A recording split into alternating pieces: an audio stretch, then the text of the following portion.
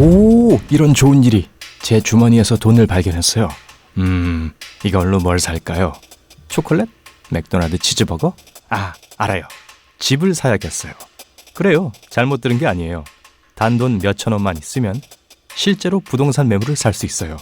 믿기 어렵겠지만 전 세계 괜찮은 도시에 10,000원 정도면 살 수 있는 집이 몇 채 있답니다. 아님 1,000원짜리도 있답니다.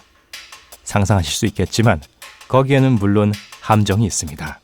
수리를 할 수 없다거나 동네가 좋지 않다거나 이런 집을 사기 위해 여러분 주머니 속 잔돈을 사용할 의향이 있나요?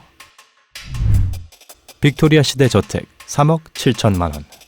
이 집은 주머니 잔돈보다 훨씬 더 비싸지만 집의 크기와 내부 장식의 세부사항을 고려하면 여전히 믿을 수 없을 만큼 싼 가격입니다. 1875년 부유한 의자 제조업체인 실베스터 K 피어스에 의해 지어진 이 빅토리아풍의 맨션엔 인상적인 10개의 침실, 3.5m 높이의 천장, 그리고 원조 빈티지 장식의 문손잡이와 창문들이 그대로 간직되어 있습니다. 3억 7천만 원이면 괜찮은 가격 아닌가요? 하지만 만약 이 집으로 이사를 한다면 다시는 혼자만의 시간을 가질 수 없을 거예요. 진짜로요. 이 집은 혼령들로 가득 차 있거든요. 여러 유령 프로그램과 과거 집주인들에 따르면 이 저택은 아름다운 계단, 매력적인 부엌이 있지만 귀신들도 살고 있답니다. 이곳에서는 여러 건의 귀신 목격담이 있었는데요. 특히 다리를 잡아당기는 어린 소년 귀신이 있답니다. 아이는 피어스 가족의 일원으로 생각됩니다. 또한 물건들이 저절로 움직였다는 보고도 있었습니다. 2008년 에드윈 곤잘레스와 릴리안 오테로는 저택으로 이사했지만 귀신 출몰이 통제불능이 되자 결국 이사를 해야 했다고 리얼터.com이 전했습니다. 2015년에 그 집은 한 용감한 구매자와 계약이 진행 중이었는데요. 적어도 다시 주말에 집에서 혼자 외로움을 느낄 걱정은 없겠네요. 디트로이트 하우스 100만 원. 집보다 노트북에 더 많은 돈을 지불하는 것을 상상할 수 있나요? 이 디트로이트 주택이 매물로 나온 것을 보기 전까지는 저도 믿을 수가 없었죠. 버려진 주택들과 8만 개가 넘는 시소유 건물들에 대한 해결책의 일환으로 디트로이트시는 괜찮은 부동산들을 시 경매에 내놓기 시작했습니다. 경매에 나온 한 집은 특히 믿을 수 없을 만큼 싼 가격이었죠. 단돈 100만 원이면 7개의 침실, 5개의 욕실, 그리고 놀랍게도 69개의 창문이 있는 역사적인 1920년대 튜더 스타일의 집을 살 수 있답니다. 제가 살게요. 하지만 지갑을 꺼내기 전에 이 집이 꽤 많은 수리가 필요하다는 사실을 알아야 합니다. 물론 20세기 초 주택의 매력을 가지고 있지만 문제는 그 당시 모습 그대로 서 있기 때문입니다. 업그레이드가 별로 되지 않았죠.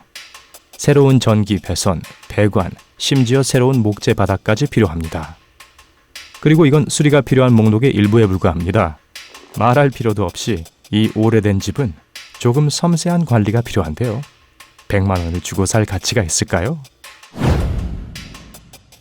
뉴저지 대저택 10,000원. 좋아요. 이 목록에 있는 다른 집들과 비교해서 이 집은 10,000원이면 매우 저렴하네요. 10,000원이면 집을 살 수 있는 돈인데 왜 점심값에 낭비하죠? 물론 작은 함정이 있습니다.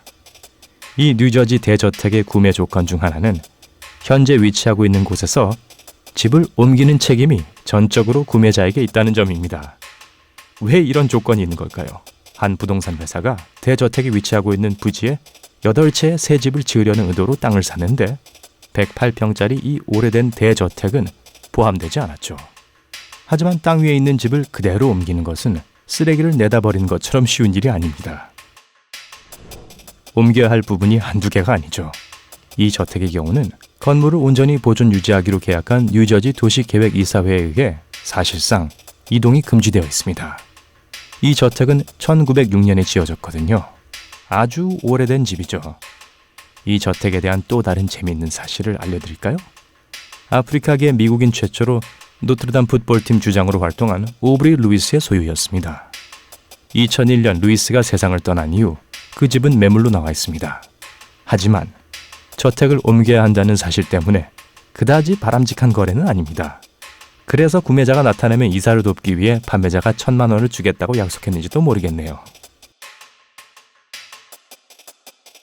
1유로짜리 영국 주택. 집을 소유한 게 꿈이지만 계약금을 낼 만큼 충분한 돈은 상상할 수도 없다고요? 그렇다면 영국의 코브리지라는 곳으로 이사하는 것을 고려해보세요.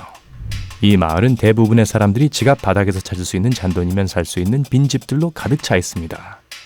2015년 영국은 한 채당 1유로의 수많은 빈주택을 판매함으로써 산업시대 이후 텅 빈 마을의 활기를 불어넣을 방법을 고안해냈습니다. 한화로 약 1,300원 정도인데요. 와, 정말 싸네요. 그럼 함정은 뭘까요? 이 마을과 이 안의 많은 빈집들은 분명히 약간의 정비가 필요합니다. 코브리지에는 아름다운 운하와 매력적인 오래된 공장 건물들이 있습니다. 하지만 빈집과 테라스는 관리가 전혀 되지 않아서 옛스러운 마을이라기보다는 유령 마을처럼 보입니다. 따라서 주택 가격은 1유로에 불과하지만 구매자들은 집을 복구하기 위해 3,500만 원 정도의 저금리 대출을 받아야 합니다.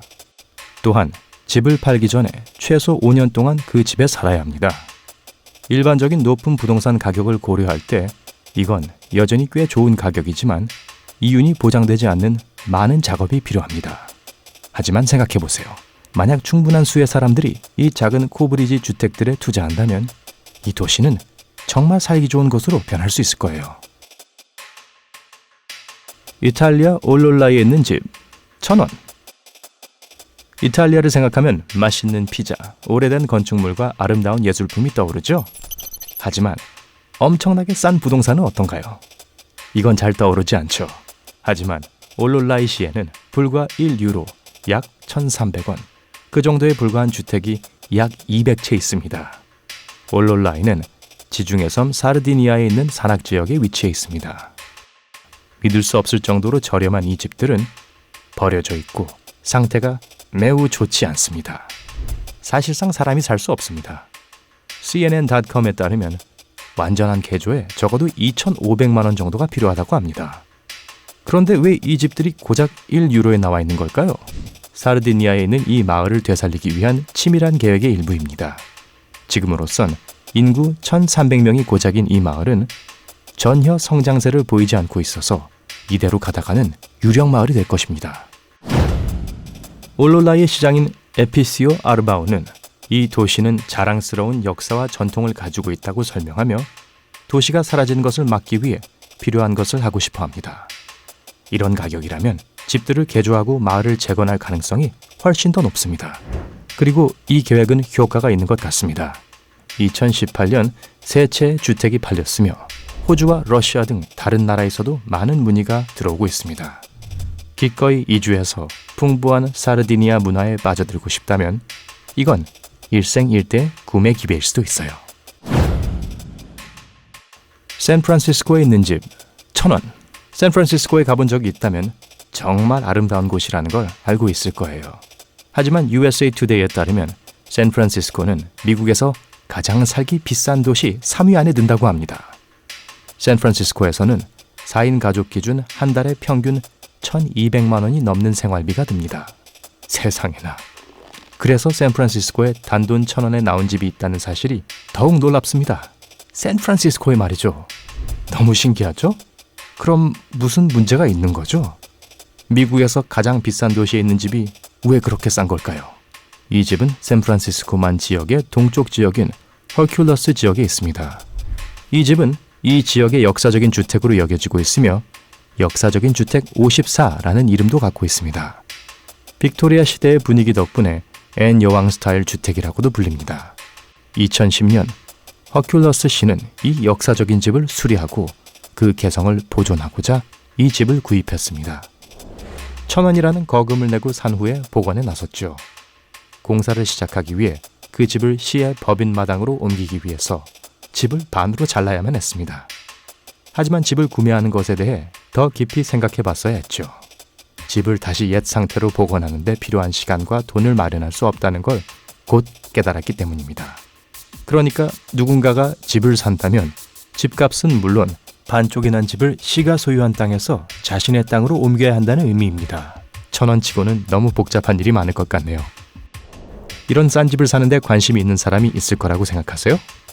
이런 집을 사는 것이 좋은 투자라고 생각한다면 댓글에서 알려주세요. 이 비디오에 좋아요를 주는 것 잊지 마시고요. 친구들과 공유하고 구독을 클릭하세요. 밝은 면에 머무르세요.